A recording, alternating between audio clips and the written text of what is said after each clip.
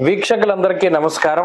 అందరికీ కూడా నూతన తెలుగు సంవత్సరాది శ్రీ విశ్వావసునామ సంవత్సర ఉగాది శుభాకాంక్షలు. ఈ సంవత్సరం సింహరాశి వారికి ఏ విధమైనటువంటి ఫలితాలు కలగబోతున్నాయి అనేటువంటి విషయాన్ని ఈ వీడియో ద్వారా క్లుప్తంగా తెలుసుకునేటువంటి ప్రయత్నం చేద్దాం. ముఖ్యంగా ఈ సంవత్సరంలో సింహరాశి వారికి ఆదాయం 11, వ్యయం 11, రాజ్యపూజ్యం 3, అవమానం 6. అలాగే ఈ సంవత్సరంలో గురుడు మే నెల 15వ తారీఖు వరకు 10వ ఇంట సువర్ణమూర్తి, తదుపరి 11వ ఇంట లోహమూర్తిగా సంచారం చేయబోతూ ఉన్నారు. శనేశ్వరుడు ఈ సంవత్సరం అంతా కూడా 8వ స్థానమందు తామ్రమూర్తిగా సంచరించబోతూ ఉన్నారు. రాహుకేతువులు మే 21 వరకు 8, 2 స్థానాల్లో సువర్ణమూర్తులు, తదుపరి 7, 1 స్థానాల్లో లోహమూర్తులుగా సంచరించబోతూ ఉన్నారు. అయితే ఈ సంవత్సరంలో సింహరాశి వారు ప్రధానంగా ఆధారపడవలసినటువంటి గ్రహం ఏంటయ్యా అంటే గురుడు. ఈ రాశి వారికి మే 15 దాటిన తర్వాత ఉండేటువంటి గురుబలం చాలా ప్రధానమైనటువంటి బలం. ఎందుకంటే అష్టమ శని దోషం ఉన్నది. అయితే ఇంకొక మంచి విషయం ఏంటి అంటే ఆ శనేశ్వరుడు తామ్రమూర్తిగా సంచారం చేస్తూ ఉన్నారు. ఎప్పుడైతే తామ్రమూర్తిగా సంచారం చేస్తారో ఒక 30% రిజల్ట్ మాత్రమే ఇస్తారు. అంటే ఏమిటి, అది మంచైనా చెడైనా కేవలం 30% మాత్రమే రిజల్ట్. సో ఆ తీవ్రత తక్కువగా ఉంటుంది. రెండవది, అష్టమ రాహు యొక్క దోషం తొలగిపోయినది. ఎప్పుడైతే అష్టమ రాహు యొక్క దోషం తొలగిపోతుందో అది కూడా కొంత ఉపశమనంగానే ఉంటుంది. సప్తమంలోకి రాహువు రావడం, ఆ రాహువుకు మూర్తిత్వం కూడా లోహమూర్తే కాబట్టి చాలా తక్కువ స్థాయిలోనే వాళ్ళు ఫలితాన్ని ఇవ్వబోతున్నారు. కాబట్టి సింహరాశి వారికి ఈ సంవత్సరం మిశ్రమంగానే గోచరిస్తూ ఉన్నది. ప్రధానంగా గురుబలం పెరగడం. ఎందుకంటే గతంలో సంవత్సరం మొత్తం దశమంలో గురుడు సువర్ణమూర్తి. చాలా మంది అనుకుంటారు, పొరబడేటువంటి విషయం ఏంటంటే దశమంలో గురుడు గోచారంలో యోగిస్తారు అని. యోగించరు. లాభస్థానం అందు గురుడు యోగిస్తారు. దీనివల్ల ఏమవుతుంది, ప్రత్యేకించి మనం చూస్తే మఖా నక్షత్ర జాతకులకి ఈ సంవత్సరం కందాయ ఫలం చాలా అద్భుతంగా ఉంది. 3 1 3 బేసి సంఖ్యలు అవడం వల్ల ఈ సంవత్సరం మొత్తం మఖా నక్షత్రం వాళ్ళకి చాలా అద్భుతంగా గోచరిస్తూ ఉన్నది. పుబ్బా నక్షత్ర జాతకులకి 4 2 4 అన్ని సరి సంఖ్యలు కాబట్టి సామాన్యంగా వెళుతుంది. ఈ సంవత్సరంలో అంత ఇబ్బందులు ఉండవు, అంత ఇది ఉండదు.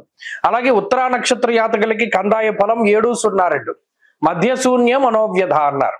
అంటే కొంత మానసికమైనటువంటి ఇబ్బందులతోటి ముందుకు సాగుతూ ఉంటుంది వీరికి. అలాగే ప్రత్యేకించి ఓవరాల్ గా చూసుకున్నప్పుడు గురుబలం ఉన్న ప్రభావం కారణం చేత దీర్ఘ సంచార గ్రహాల్లో అష్టమ శని యొక్క దోషాన్ని తొలగింపజేసేటువంటి గ్రహం గురుడై ఉండడం వల్ల ఆయన యశోవృద్ధిర్ బలం తేజ సర్వత్ర విజయ సుఖం అన్నది శాస్త్రం. లాభస్థానమందు గురుడికి చాలా యోగ్యమైనటువంటి ఫలితాన్ని చెప్పారు. ఎందుకంటే అది ఉపచయ స్థానం కదా, అందులోనూ లాభస్థాన స్థిత గురుడు ఇచ్చేటువంటి శుభ ఫలితం ఇంకో గ్రహం ఏది ఇవ్వలేదు. అందువల్ల యశోవృద్ధిర్ బలం తేజ, బలం ఒక గొప్ప ధైర్యాన్ని గొప్ప బలాన్ని ఇస్తారు. యశస్సు అనగా కీర్తి ప్రతిష్టలు. అంటే లాభస్థానమందు గురుడు ఏం చేస్తారయ్యా అంటే మీ యొక్క కీర్తిని దశ దిశలా వ్యాపింపజేస్తాడు ఆయన. అంటే మీ ఉద్యోగంలోనో వ్యాపారంలోనో లేదా మీకు ఉండేటువంటి వృత్తి ప్రవృత్తుల్లోనో మీకు ఉండేటువంటి కీర్తి ప్రతిష్టలు చాలా గణనీయంగా పెరగడానికి, దేశాంతరాలు దాటి వెళ్ళడానికి, ఎల్లలు లేనటువంటి కీర్తి ప్రతిష్టలు సంపాదించడానికి ఆయన కారణమవుతారంటే మీ ప్రతిభని ఆయన అంత గొప్పగా బయటికి తీసుకొస్తూ ఉంటారు. అలాగే సర్వత్ర విజయ సుఖం, తేజస్సు, బలం తేజ అన్నారు కదా. తేజస్సు అనగా ఇక్కడ కూడా ఏంటి అంటే చక్కగా వర్చస్సు పెరుగుతూ ఉంటుంది, రూప సౌందర్యం పెరుగుతూ ఉంటుంది, అలాగే ఆనందదాయకమైనటువంటి వాతావరణం ఉంటుంది.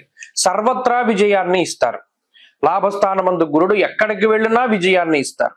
అలాగే ఈ గ్రహస్థితి ఇంకా అనేక రకాలైనటువంటి ప్రతిబంధకాలు తొలగిపోవడానికి ఉపయోగపడుతుంది. ప్రత్యేకించి శుభ కార్యక్రమాలు, అలాగే సంతాన సంబంధమైనటువంటి ప్రతిబంధకాలు, యజ్ఞయాగాది క్రతువులు జయనిచ్చేలా చేస్తారు. దైవ దర్శనాలు, తీర్థయాత్రలు, శుభ కార్యక్రమాలు, ధార్మిక కార్యక్రమాలు, పుణ్యనదీ స్నానాలు ఆచరించడానికి గురుడు ప్రత్యేకించి ఉపయోగపడుతూ ఉంటారు. గతంలో నష్టపోయినటువంటి ద్రవ్యాలని, ధనాన్ని, అవకాశాలని తిరిగి సంపాదించుకోవడానికి గురుడు గొప్పగా ఉపయోగపడతారు.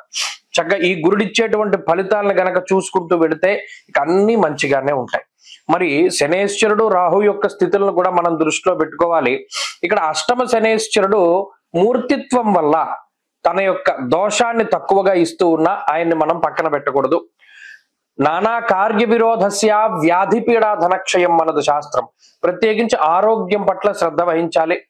అలాగే ఏదైనా ఒక పనిలో ఎక్కువగా విఘ్నాలు అనేటువంటివి వస్తూ ఉంటాయి కాబట్టి ఏదైనా ఒక పని ప్రారంభం చేసే ముందు విఘ్నేశ్వరుని యొక్క అనుగ్రహాన్ని సంపాదించుకోగలిగితే, భగవద్ ధ్యానాన్ని చేస్తూ భగవంతుని యొక్క అనుగ్రహాన్ని పొందగలిగితే అష్టమశని దోషం ఏమీ చేయదు.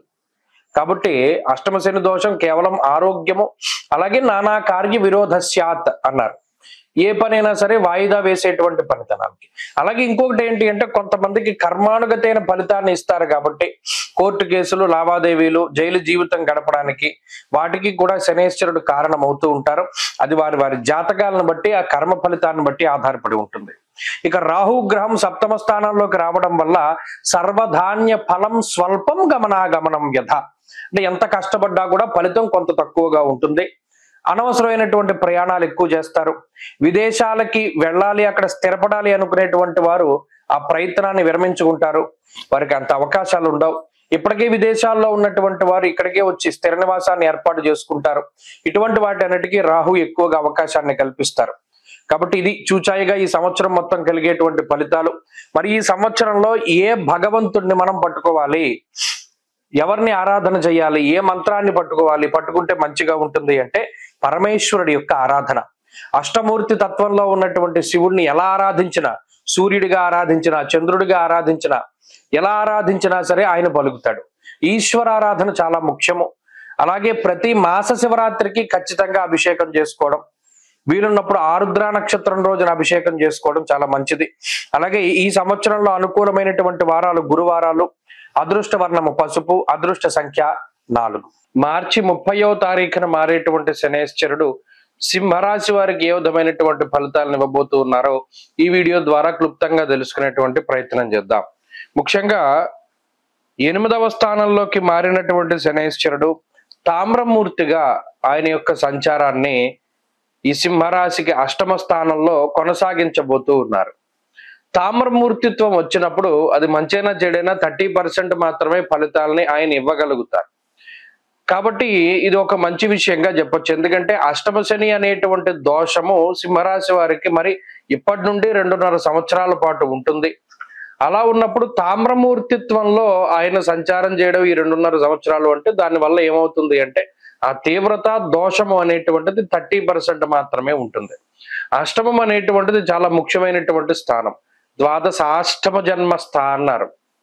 ఈ అష్టమ స్థానంలో మంచి గ్రహాలైనా చెడు గ్రహాలైనా ఏవి సంచారం చేసినప్పటికీ అవి కొంత వ్యతిరేకమైనటువంటి ఫలితాలని గోచారవశాత్తు ఇస్తాయి. ఒక్క శుక్రుడికి మినహాయింపు. శుక్రుడు అష్టమ స్థానంలో యోగించేటువంటి గ్రహం. అలాగే ఈ గోచారవశాత్తు అష్టమంలో మరి అందున శనేశ్వరుడు లాంటి గ్రహము సంచారం చేస్తూ ఉన్నప్పుడు నానా కార్య విరోధస్య వ్యాధిపీడ ధనక్షయం అన్నారు. ఇక్కడ శాస్త్రంలో చెప్పినటువంటి విషయాలను పరిశీలనం చేస్తే నానా కార్య విరోధస్య అష్టమ స్థానము అనేటువంటిది చాలా కీలకం. ఏదైనా రహస్యమైనటువంటి విషయాలు తెలియాలి అన్నా, ఆరోగ్యం గురించి అన్నా, ఆకస్మికంగా ఏదైనా ఒక విషయం జరగాలి అన్నా దానికి 8 స్థానాన్ని చూస్తారు. మరి ఆ స్థానంలో శనేశ్వరుడి సంచారం ఉండడం వల్ల ఏ పని ప్రారంభించినా దానిలో ఆటంకాలు ఎక్కువగా ఉంటాయి. అందుకనే ఈ 2.5 సంవత్సరాల పాటు సింహరాశి వారు ఏది ప్రధానంగా ప్రారంభం చేయకూడదు. ఒకవేళ భర్త భార్యల్లో భర్తది సింహరాశి అయినప్పుడు భార్య పేరు మీద ఏ పనైనా స్టార్ట్ చేసుకోవాలి. అంటే ఒక ఇల్లు కొనాలి, ఒక స్థలం కొనాలి, లేదా ఇంకోటి ఏదైనా చెయ్యాలి, ఏదైనా వస్తువులు కొనాలి అంటే భార్య పేరు మీద మాత్రమే ముందుకు వెళ్ళాలి తప్పితే భర్త పేరు మీద ముందుకు వెళ్ళకూడదు. ఒకవేళ భర్తది సింహరాశి అయితే. ఒకవేళ భార్యది సింహరాశి అయితే ఇక ఆమెను వదిలిపెట్టి భర్తే ప్రధానంగా ముందుకు వెళ్ళాలి. ఇద్దరిది సింహరాశి అయితే మనం చేసేది ఏం లేదు, ఇంకా అయిపోయింది అక్కడతోటి. ఈ 2.5 ఎందుకంటే కొంతమంది ఉంటారు పాపం ఒకే రాశికి చెందిన వాళ్ళు. గతంలో ధను రాశికి చెందిన వాళ్ళు ఫ్యామిలీ మొత్తం వాళ్ళు అనేక రకాల సమస్యలు. అందుకనే 5 వరుల కాలంలో ఒకే నక్షత్రం ఉన్న వాళ్ళని వివాహం చేసేటువంటి వారు కాదు. భార్య రాశి వేరు, భర్త రాశి వేరు. అంటే భార్యకి బాగా లేకపోతే భర్తకి బాగుంటుంది, భర్తకి బాగా లేకపోతే భార్యది బాగుంటుంది. ఇద్దరిది బ్యాలెన్స్ గా ముందుకెళ్తూ ఉంటుంది. ఇప్పుడు అలా ఏం లేదు. జాతకాలు ఎవరు పట్టించుకోవట్లేదు, వివాహ పంతంలో చూసుకోవట్లేదు, చేసుకుంటున్నారు, విడిపోతున్నారు. అదో రకంగా తయారైంది. కాబట్టి అది ఈ సమయాల్లో ఉపయోగపడతాయి. అందుకనే ఒకవేళ భర్త జాతకంలో అష్టమ శని దోషం ఉంటే భార్య జాతకం బాగుండి ముందుకు వెళ్ళేటువంటి పరిస్థితి. అలా ఏదైనా ఒక పని ప్రారంభం చేయాలి అంటే సింహరాశి వారి పేరు మీద కాకుండా మిగతా వాళ్ళ పేరు మీద ప్రారంభం చేసి ముందుకు వెళుతూ ఉండడం. వ్యాధిపీడ ధనక్షయం, ఇందాక మనం చెప్పుకున్నట్టు అష్టమం అనేటువంటిది ఆయుర్దాయానికి, సౌభాగ్యానికి, అలాగే ఏదైనా వ్యాధులకి సంబంధించినటువంటి స్థానం. మన ఏదైనా ఒక ఇబ్బంది వచ్చింది జాతక పరంగా, ఏదైనా ముఖ్యంగా చూడాలి అంటే అష్టమ స్థానాన్ని, అష్టమాత్ అష్టమం తృతీయ స్థానాన్ని, షష్ఠ స్థానాన్ని, వీటిని ప్రధానంగా ఎక్కువగా చూస్తూ ఉంటాం. మరి అటువంటి సందర్భంలో అష్టమ స్థానంలో శనేశ్వరుడు అనారోగ్య సమస్యల్ని కలగజేయడానికి అవకాశం ఉంటుంది. అపమృత్యుర్ భయప్రాప్తి అన్నాడు, అంటే ఏదైనా ఒక దాని వల్ల ప్రాణాపాయం సంభవిస్తుందేమో అనేటువంటి భయాన్ని కూడా శనేశ్వరుడు కలగజేస్తారు. అందువలనే అష్టమ శని సంచారం జరుగుతూ ఉన్నప్పుడు వాహనాల్లో ప్రయాణం చేసేవారు, సొంతంగా వాళ్లే డ్రైవ్ చేసినా, ఇంకొకళ్ళు డ్రైవింగ్ చేస్తూ ఉన్న వాహన ప్రయాణాలు చేస్తూ ఉండేటువంటి వారు, ఒడిదుడుకులతో కూడి ఉన్నటువంటి జీవనాన్ని గడిపేటువంటి వారు, ర్యాష్ డ్రైవింగ్ పనికిరాదు. అలాగే ఈ శనేశ్వరుడు వలనే అనేక రకాలైనటువంటి అనారోగ్య సమస్యలు రావడానికి అవకాశం ఉంటుంది. అందువలనే అష్టమ శని ఉన్నవారు ఎంతసేపు నడకకి ప్రయారిటీ ఇవ్వాలి. చెప్పులు లేకుండా నడవమన్నాడు. దానివల్ల శనేశ్వరుని యొక్క ప్రభావం తగ్గుతుంది. అలాగే శనివారం నాడు ఉదయకాలంలో ఒక గుప్పెడితోటి పంచదార తీసుకెళ్లి రావి చెట్టు చుట్టూ జిమ్మమన్నాడు. దాని ద్వారా నల్లటి కండచీమలు గనక ఆ పంచదారను తింటే ఆ ఏలినాటి శని ప్రభావం పోతుందన్నాడు. అలాగే శనివారం నాడు, నెలలో మొదటి శనివారం నాడు నల్లటి నువ్వులు, నల్లటి హల్వా స్వీటు, అలాగే నల్లటి వస్త్రము లేదా నీలం రంగు వస్త్రము, శంఖం పువ్వులు, 1 కేజీ ఉప్పు, అలాగే ఒక నల్లటి గొడుగు, నల్లటి చెప్పుల జత, అలాగేనేమో నల్ల నువ్వులు చెప్పాను కదా, అలాగే నువ్వుల నూనె, వీటిలో ఏది దొరికినా ఇవి కూడా అష్టద్రవ్యాలు అన్నారు.